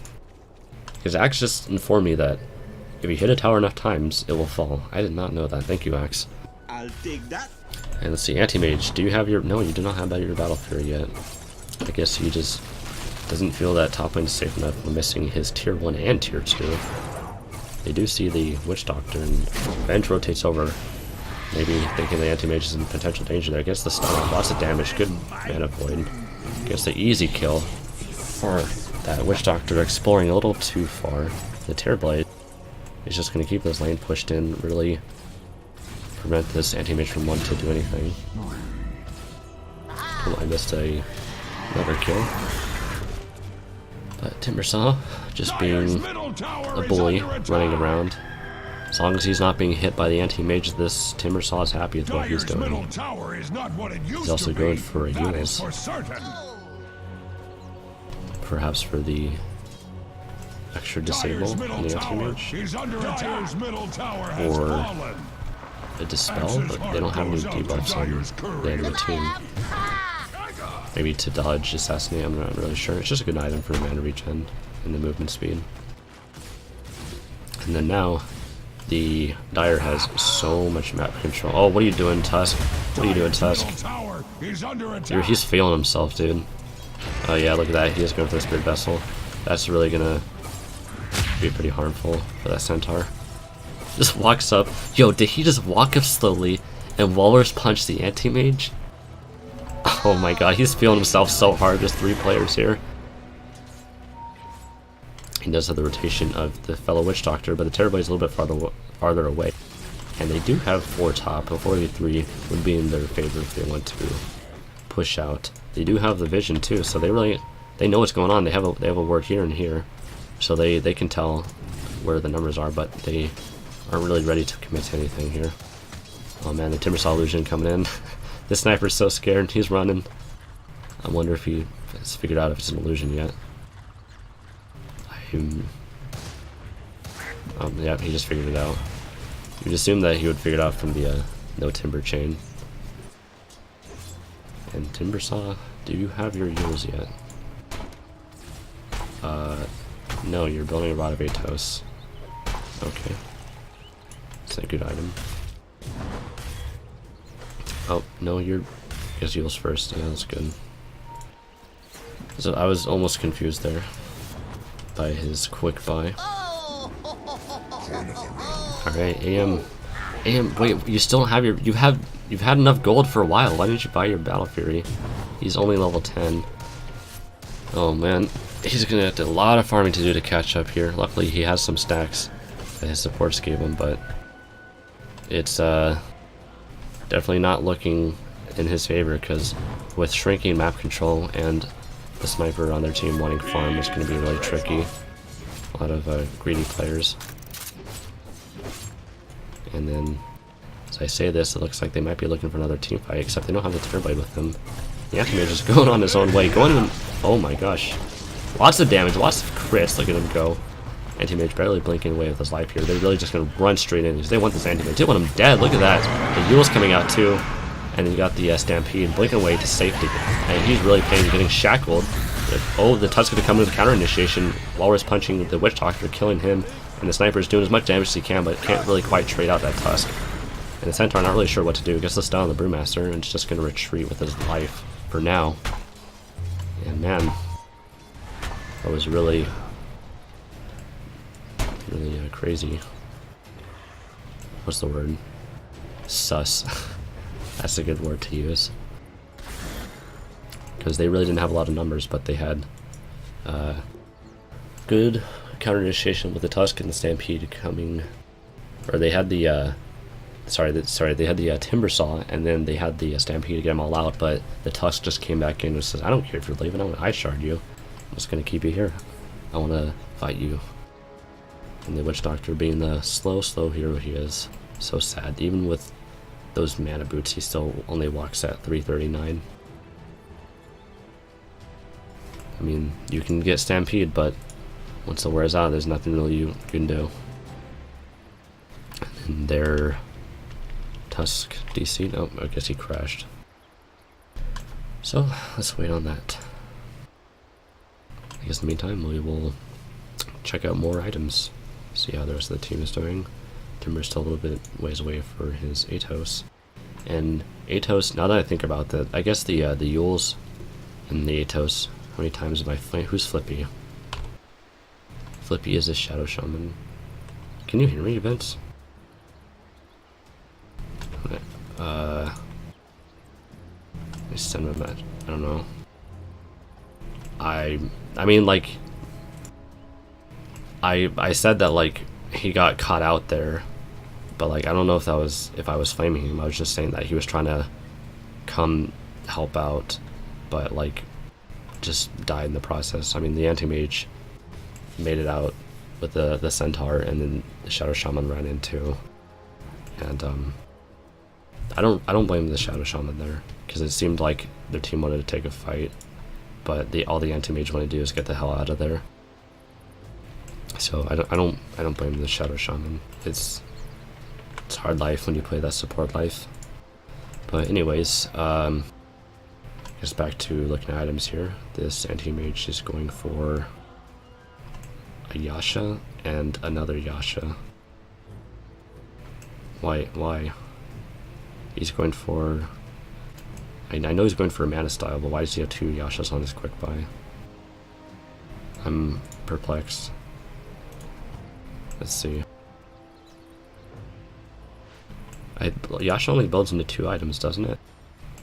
Yeah, why you have 2 Yashas in your quick buy? Anyways, Sniper Maelstrom, that's a good farm item. It's gonna be good for holding off waves, because they've been pretty successful with their plans to push as hard as they can. And really, things suck right now for the Dire. They have lost so much map control, because we see all these aggressive wards right here, and we see another ward right here. I guess I can't draw it when the map is frozen, but they know where everything is. They have those 2 wards to basically spot out the Dire jungle on the top side of the map, and then just they don't have any towers to safely teleport. So all this anti-mage wants to do is blink from jungle to jungle to go farm, and they're gonna know if he's farming this top jungle here. So there's really nowhere for the anti-mage to go, and ultimately he can't really execute his plan of wanting to get fat. He's trying though. He's trying. His team has to create as much space and keep up the vision, keep up the counter push, keep things pushed out to have that safe space for him. And then, ooh, what a colorful quick buy Shadow Shaman has with all these wards. Oh, can I view their stock of wards? Actually, it doesn't even matter that much. But let's see here. Let's look at the breakdown of the farm here. Yeah, Anti-Mage, a little late to that Battle Fury because he had the money for a while, and he just didn't bother going to the secret shop to go buy it. Maybe because he didn't feel safe going to the Radiant secret shop, but he could have still sent the courier to go purchase from the Dire secret shop. And the Terrorblade just had more or less a free lane because there's not much the Centaur can do in the way of contesting the Terrorblade, and he's just been pushing down towers, getting a lot of money now. And you can see if we look at gold per minute, yeah, that's really showing through the Terrorblade being a lot farther ahead than taking ages to boot Toters. That's fine. Hi Twitch, says v.north. Oh, maybe that's why I have 5 viewers, because everyone's like thinking that this pause is taking so long, they're just gonna watch me instead. Watch me ramble about like getting items and stuff. Dota, what the hell? Hello. Hi YouTube. Yeah, Vince says lol, so that basically confirms what I'm talking about here. I'm basically just talking about money advantage at this point, how their map control means Animage can't get farmed, do what he wants, and Terrorblade has had free reign to go bitch slap some towers, or Terrorblade slapping towers and having free lane farm. Oh boy. Hey, thank you YXXORP for this follow. Banned and fined. No please. I'm just a lowly common YouTuber. Except I don't even make YouTube content. I just like stream sometimes. I removed my... oh my god. Fucking... I forgot about the Pepe being banned from Overwatch League. Yeah, don't put Pepe's in my chat. That's a hate symbol.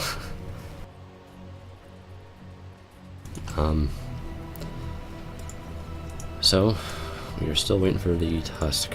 What's the next plan for Radiant with the things that are going right now? I think they just want to take the mid tower here, and I don't know if Dire is in a position to contest it. Holy shit. How do I mute chat? How do I delete chat? How do I delete somebody else's comment?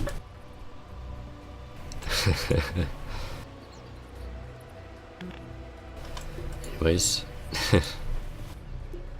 Vince is Oh, I love you, God.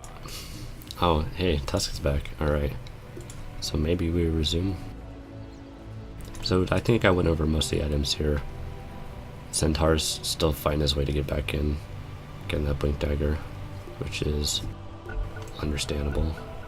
This Centaur is tough. Centaur life is tough. I can tell you that much.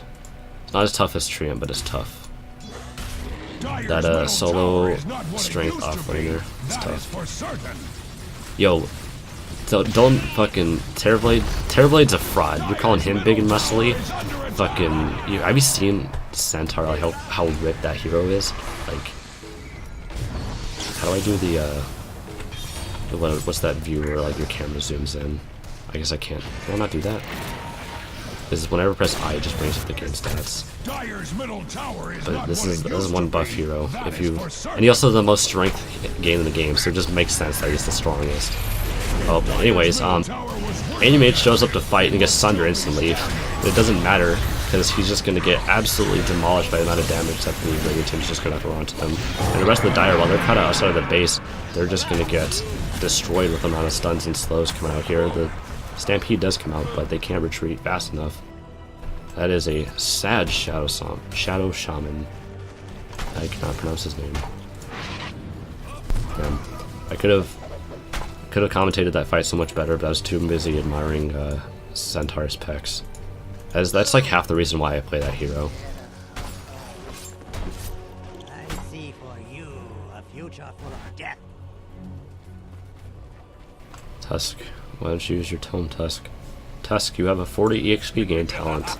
That will just, like, catapult you into relevancy. Or maybe he's giving it to the Witch Doctor? I mean, their team's already has, so it's not a big deal that Tusk is behind in levels. Yeah, there we go. 40 XP gain. That'll be really fun for him.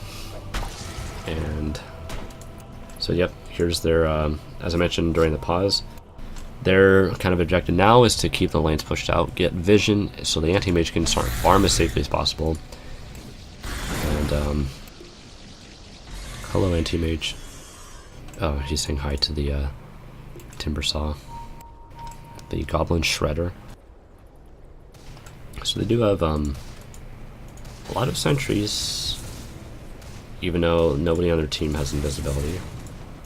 I guess for the D wards, but if you put a ward right here, it can cover. It has enough AoE to cover both the. It covers like this. Well, not as bad as that circle I just drew, but it's like. If you put it like right there in between these trees, it covers like perfectly, like that, and you can de-ward both. If you put wards on top of the others, that is. So, but they are creating a good amount of space for Anti-Mage. He is trying to get farmed up as fast as he can. That's really their ticket back into this game, is getting a fat Anti-Mage. And maybe killing the Timber Saw. I'm sure he's worth probably the most. Even though Timber or Terrorblade has the most net worth right now, the fact that Timber Saw hasn't died probably puts them at an advantage here. And so right now they're using this massive advantage they have just to take Roshan. This is really going to be the key pushing force that they're going to want to use to end this game here, especially with all the tier 1s and tier 2s dead. There's really not much they can do about this. And I don't even think they probably expect this coming. with every single player in the map being missing. They do have the vision, so they know that something's going on. Oh man, don't die to Rashawn. Don't die to Rashawn. Yeah, you lose yourself. Yeah, they know it. See, they're rotating, and that's the point I mentioned in the first game. We're missing this tower right here, and missing the top and middle tier 1 is such a big deal. Oh, I guess I'll talk about this in a moment because the fight's underway right now. Is that Terrorblade picks up the Aegis and swiftly kills that Shadow Shaman as he tries to contest Roach, and the Stampede coming out, him running straight into his death as well. It's going to not be enough to stop Roshan from being taken, but as I mentioned in the first game, when you're missing these towers in the top and middle lane, it's such a huge deal because, or even just this tower by itself, the top tower, because if I draw a line to demonstrate how much map control, because after you lose this tower, your map control basically becomes like this, or even if you take the tower, like even if you have their tier 3 on bottom lane, it looks like that. And if you look in this, Roshan is over here, so there's not really much they can do about contesting Roshan because they don't have a really easy way to teleport in. And right now, the fight's going underway as they're trying to just push straight in the base. Brewmaster's ulting and trying to clear as much space as they can. He wants to save himself on the Timber Saw, and the this house getting caught out way too far in. Gets the swap. Not really necessary, but can kill him a lot faster here. Sniper's trying to keep him away. The run assassination trying to pick off the weak witch doctor. Holy shit! Tongue twister. Does manage to get him, but it's really not going to stop how much damage they have to take the Rex here. They're just going to focus down the Timber Saw, and really with him out of the way, they really don't have like a lot of tank heroes left. The Brewmaster can't take much damage himself here, and that Anti-Mage just knows he wants him. Come on, Anti-Mage, go blink and fight the Brew. You have your teammates with you. I guess I thought Centaur had the blink. They could have definitely chased with the Stampede there, and the Terrorblade just kind of got back on his own as they chased the Brewmaster fruitlessly. And then now they're at a position of losing shrines, and shrines aren't like, they're not like definitive like map control. I mean, it's nice because it's like a form of like resupply and allows you an area to teleport in, but like it becomes obviously really unsafe to teleport in blindly. But with the shrines gone, there's really going to be almost no map control for them left here. And we see the Terrorblade trying to throw illusions at the shrine to take him out. But with the regen change, you can't really do that anymore. There used to be, you would just Manta and just throw your illusion at the shrine until they were dead, which is honestly kind of stupid. So I think the regen change was for the better here. And everyone's just trying to farm up right now, especially this Terrorblade. Terrorblade needs to be with their team. Their team's doing a good job of pushing in and trying to choke off their map control, but this Terrorblade doesn't even care that they have map control because he's content farming their jungle instead of the Dyers. He could be farming the Dire jungle. That'd put him in a position to rotate a lot more quickly towards his team in case the fight gets taken here. As you can see, that most of the Dire team is just standing on the high ground, waiting for them to push in, and Terrorblade doesn't want to push in. He wants money. What are you trying to build? You're trying to build a Ive Scotty? Is that what he's building?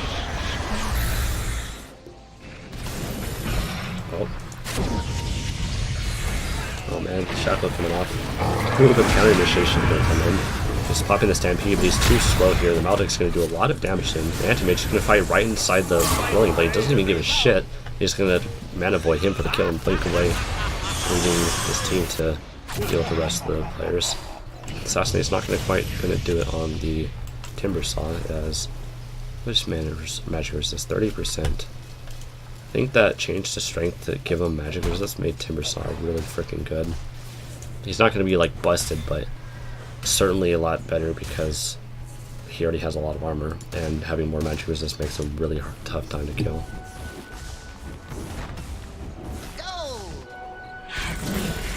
Oh man, Timber Saw just coming right in here. Oh, I guess not.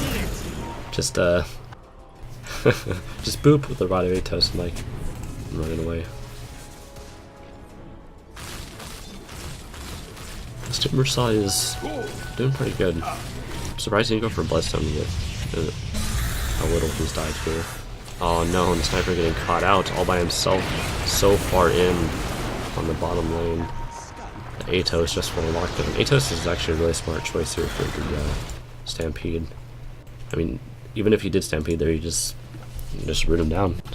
Where are you running? Alright, how are you doing, Anti-Mage? You got your Manta style. Go for that Butterfly, but I think at this point you kind of want to save for buyback. Because you gotta make these fights work for you, and the Terrorblade's just gonna walk right in here. His teammates are gonna do the best they can to stop him from coming in, but they really need the Anti-Mage to be part of this fight here. As the Metamorphosis comes out with all the illusions, just eating away these racks. The Fortify comes out, and the Anti-Mage is finally walking over. It's a little bit slow here, but they are missing their sniper. We've got a delay for like 3 more seconds. Sending illusions in. Not really doing much of anything here. The Stampede and the Stomp do come out, with the sniper spawning in, coming in faster. The Shackles onto the Brew, so he doesn't get his ult off. Good shit, he's dead here. And the Tusk trying to come in and punch the Anti-Mage, but it's not going to matter, because the Anti-Mage is just going to turn back in, get the reversal on him, get the kill. The Sunderer comes out on the Anti-Mage and takes him down too, while the Sniper in the back just using his Maelstrom to just eat away the rest of the team, getting lots of damage in, putting good straddles on the field, getting lots of damage, earning himself a nice triple kill, getting the rest of those supports. Ooh. I wish I just had like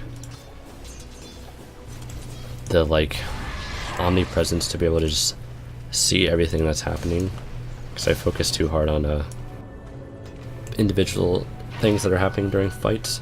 I think that went well though. They did get those important picks that they were looking for, and this will give them quite a bit of breathing room to be able to push out, maybe farm. Get vision is the most important part here. They need to get the lanes pushed in so they can get the vision. And let's take a look at how much gold was earned during that fight there. Let's see. So Sniper getting a fair bit of cash for killing that Terrorblade.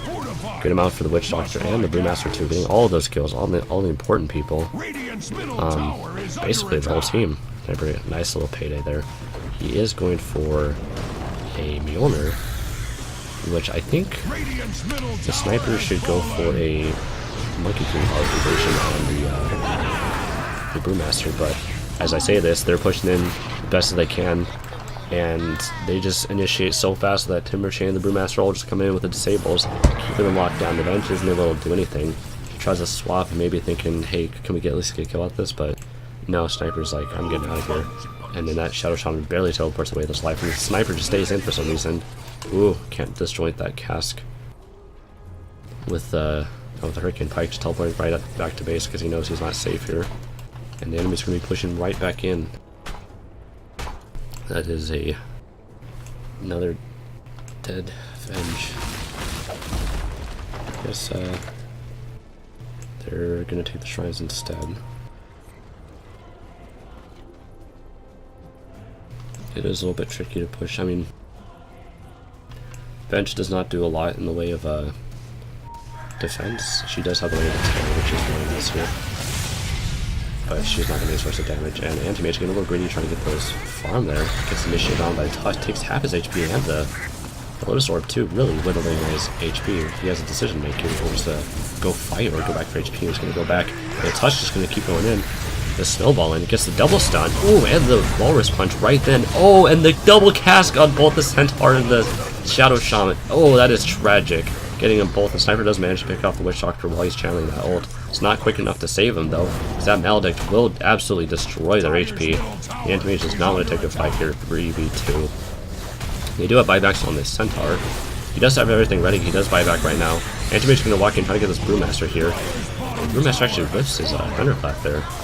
Worked well for him, and Sniper does take out the Brewmaster, good for him. And Venge does buy back too, trying to come in to stop this Terrorblade, maybe, but she would have much damage for herself. The time he comes out running in really fast here. It's a good stun, and just getting this Terrorblade. But a little Try to stop him before he took the racks, but it's not stopping the Terrorblade. He's okay. He's maybe like, hey, I'm okay with dying here. We got these racks. Objectives. It's an objective game, boys. So that's 2 buybacks from Dire. Their Centaur and their Venge, I believe. Yes, those are the 2 buybacks.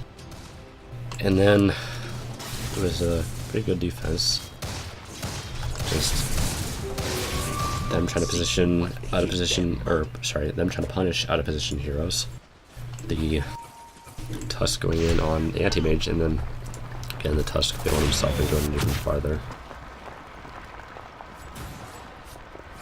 So right now, with the Terrorblade and Timber dead, those are certainly the hardest heroes to kill. I mean, Brewmaster's pretty hard to kill, but if you don't let him use his Primal Split, he becomes a lot easier to hit. As we saw in this past couple of team fights, the Shadow Shaman comes in, gets the chop on the Brewmaster, and the Brewmaster just kind of gets taken out with the Sniper just unloading his gun into the Brewmaster with a nice amount of damage, and still no MKB.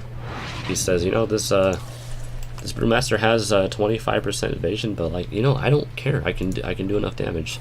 Is probably what he's thinking here. And what talent did the Centaur choose? Magic resist. Okay, Centaur chose magic resist. Certainly not a bad choice with the Witch Doctor's Maledict doing magical damage. Same thing with the Cask, but a lot of Timbersaw's abilities are pure damage, his Timber Chain being pure, and his Whirling Death being pure if you're next to a tree, I believe. Yeah, Whirling Death will deal pure damage if trees cut down the process. And Chakram is also pure. So basically, Timbersaw is all pure damage, so while Thunderclap is magic damage, I don't know if that's the right choice here. Ooh, Sniper, you don't have the TP, you don't have the TP ready? Oh man, this is a really spooky position for him to be in because the just gonna stun him with the Earth Spirit here. Oof. Not a fun spot to be in. They are trying to get this vision, trying to regain some of his map control, but maybe getting a little too cocky with that map control, unfortunately. And then the anti-mage nearby not able to rotate to help him out, back him up as he gets caught out there. Popping the BKB is not going to make a difference for him. And, wow, saving this Shadow Shaman. Oh, almost. I think the Shadow Shaman was trying to go back in for the Shackle, but a little baby too early there. And this Tusk is a no escape. AM earning himself a nice double kill, trying to punish these people overextending. He's like, hey, hands off my supports.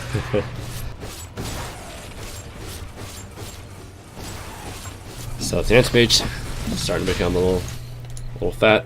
He's got that nice butterfly, and then once he gets this this Ags, man, he'll really be a scary force. This is what the Dire team wanted. They wanted to go to late game. So right now, their plan is to just stall things as much as they can. And with the Aegis on the Terrorblade, this is really looking scary for the Dire. Sniper does not have enough money for buyback because instead he opts for the Shadow Blade. Interesting. So they are going to, looks like they want to walk this in even without the Tusk and the Timbersaw, or I guess they're just going to wait. Yeah, they're lining up here on the top end to go push in, and the Timber, wait, did Timber disassemble Boots? I'm just going to assume Timber disassembled Boots and that he's not been playing this entire game with upgraded Boots.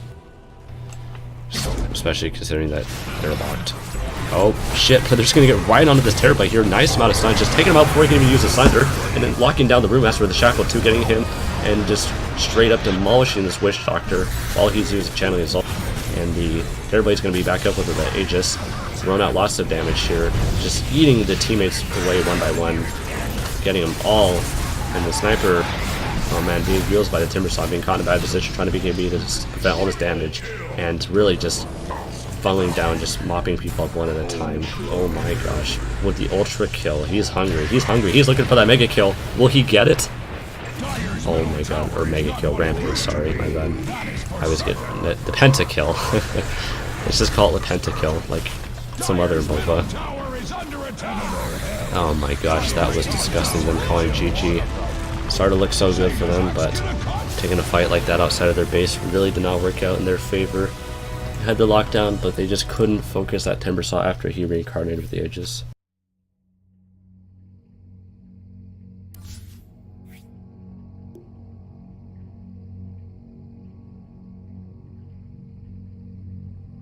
Join our chat, TY. I don't have the Discord. Oh, I guess they're probably talking to the other guys. Wow, that was quite a fast fight. God damn, they killed that Terrorblade so quick.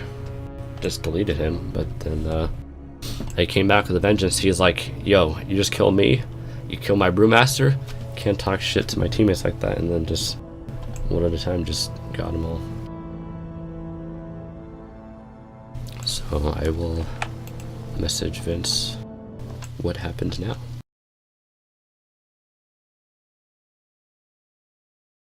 Because I think this is, let me do minus voice report. It's been a while since I've games are over, he says. Alright, so I can do what I want, and I don't really have much other casting to do, so I think I might just stop the stream here. I'll figure out a way to upload my VODs to YouTube so you lovely people can watch them. Alright, I will see you guys later.